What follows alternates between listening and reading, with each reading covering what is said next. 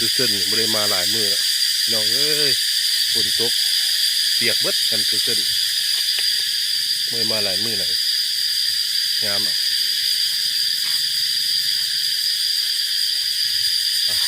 ยังต้องตัดดูตัดดูตัดมีดกับเจียวปุ๊บกุ๊กเลยโอ้มันได้มาหลายยามไปรถไปหากุ๊ก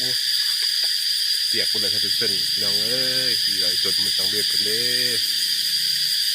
ข่าวเจ้าก็ช่วยเล็กๆหน่อยตามที่ประเด็นมีนะเปียกหมดมองมันอยู่คือประเด็นบอกแล้วมันเกี่ยวผ้าซาดอะไรยังทูบบังมันเป็นมากกับเงียบแล้วเงียบมันนี่ไม่นิ่มกล้องไหมเอาท่าแล้วยังกล้องเอาเลยไหมเอาอีแหนไม่เลยเห็นบ่กว้างเอาเลยไหม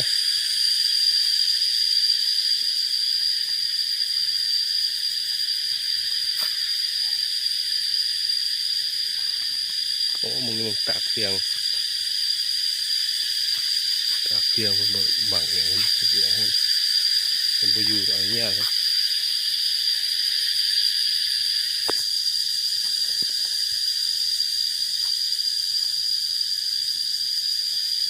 โอ้คนนี้ก็เจี๋ย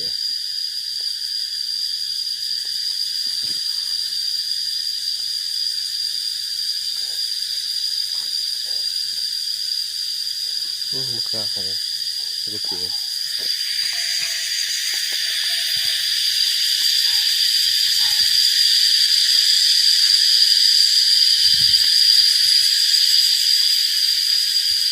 โอ้ยมึงนอนไหนเปียกแล้วนอนเถอะไหนโอ้ยามฝนเป็นสิเลยพี่น้องหลังคามันก็เอาผ้าเอาอย่างบังเอาตรงเปียกหมดแหละมานี่ต้นแต่ไม่แต่เลย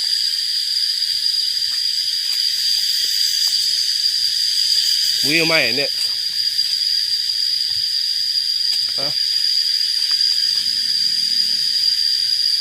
แกงแล้วนะ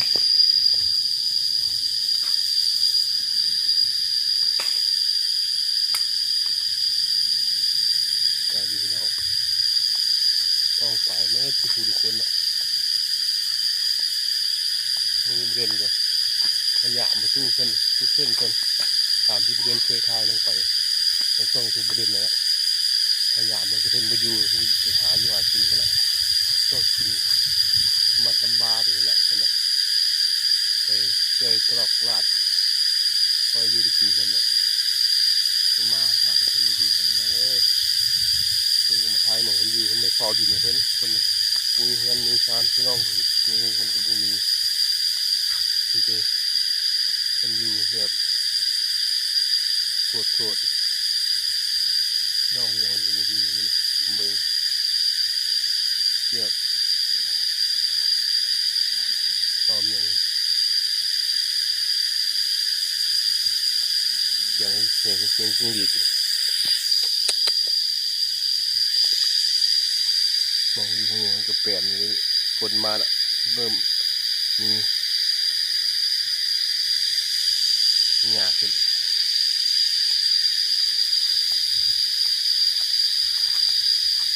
ดอกอะไร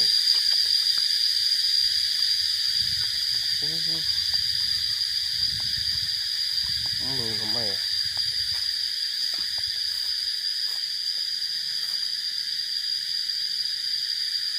นี่ดอกไม้เลย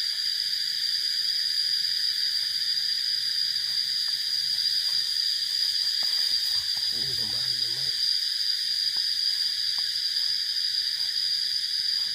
ไม่มี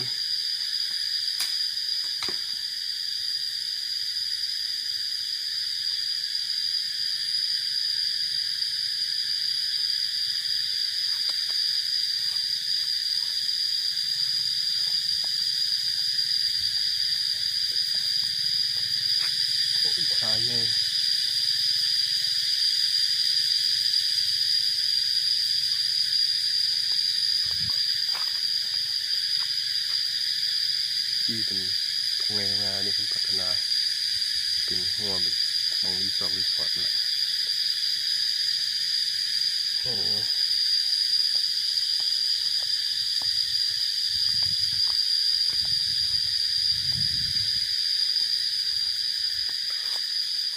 ชอบผลไม้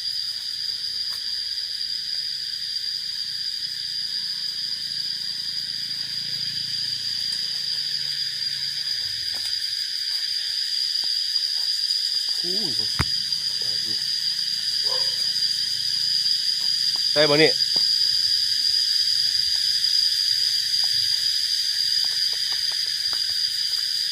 กล้วยมันปลูกตัวตู้คนไปอยู่เอามาถ่ายเบิ่งมาชี้น้ำไม้บ่ขอจะไปแกง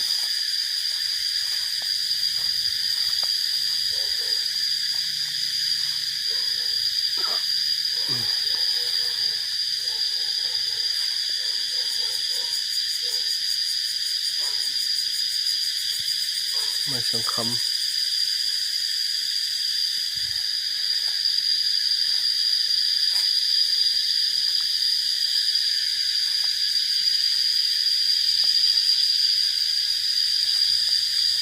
ตู้คนมาอยู่ดอกพุดได้โอ้ไม่ขาวเปลือกเลย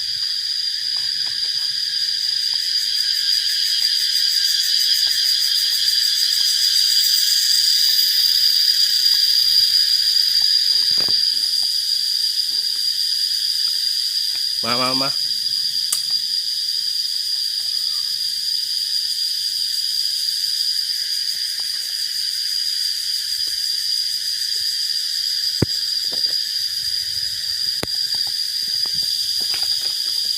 เอาตุกหัวบานบนนี้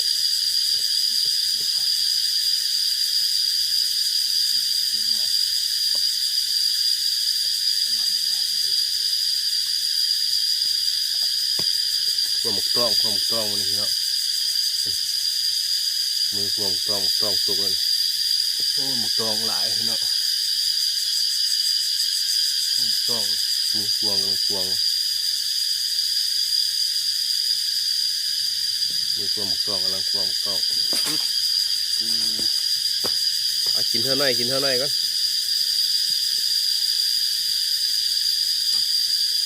กินไปบ่ละ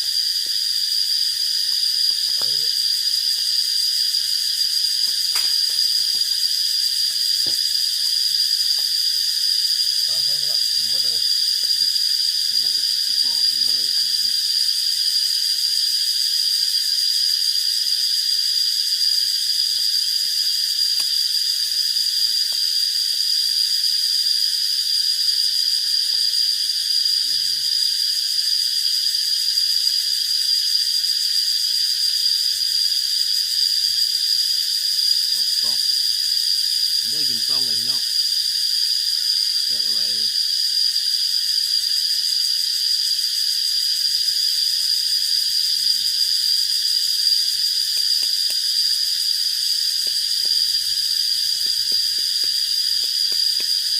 กินเบื่อแล้วเป็นน้ำไหม้แกงนะนี่น้ำไหม้ ม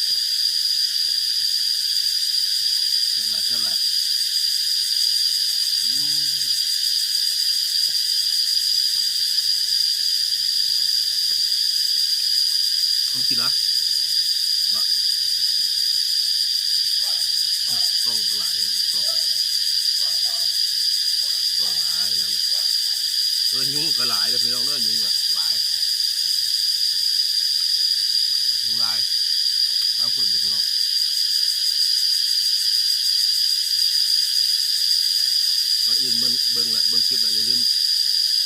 กดติดตามด้วยก็ดีนะพี่น้องเด้อกดติดตามทางช่อง YouTube ประเด็นที่ช่อง YouTube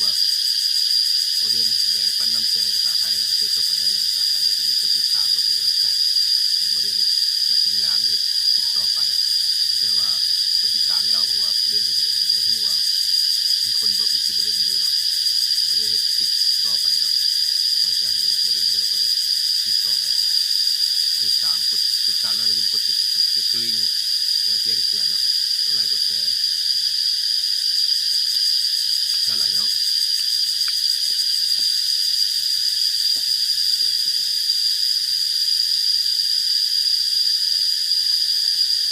ยุบ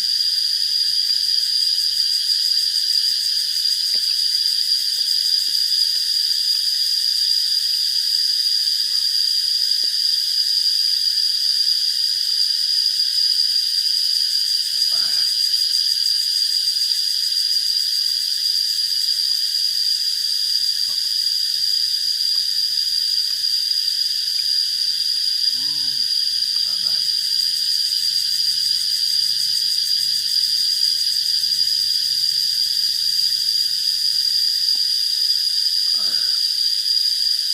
ไหลเนาะจะไหลก็ไหลเนาะ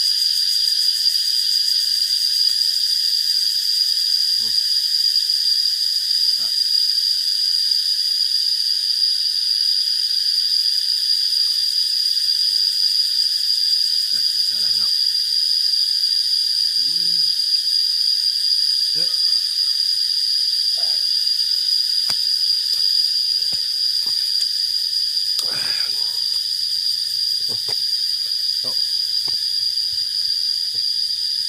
เจ้าต้องนี่จับนี่นึกเลยโอ้ยจับดีแต่มันเพื่อนเลยจับไว้จับเอาเฮ้ยเอาหน่อย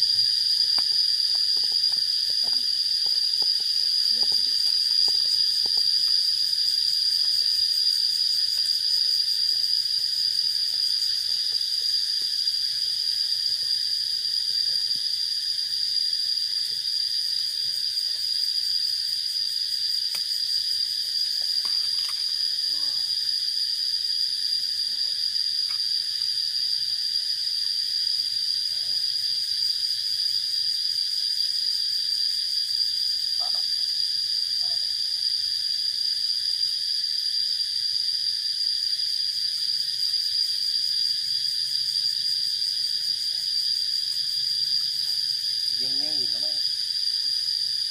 โอ้โอ้เสียงเสื้อ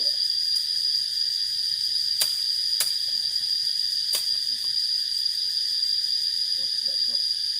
ยังอยู่นะแม่โอ้เห็นเนี่ย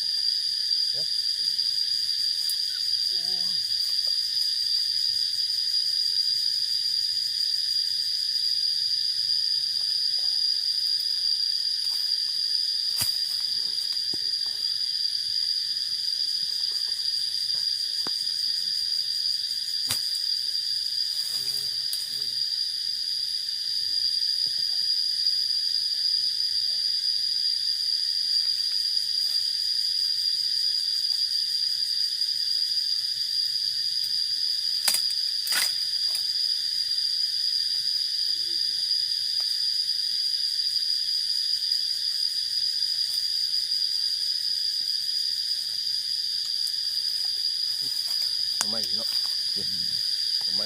แกงเนาะแกงกิน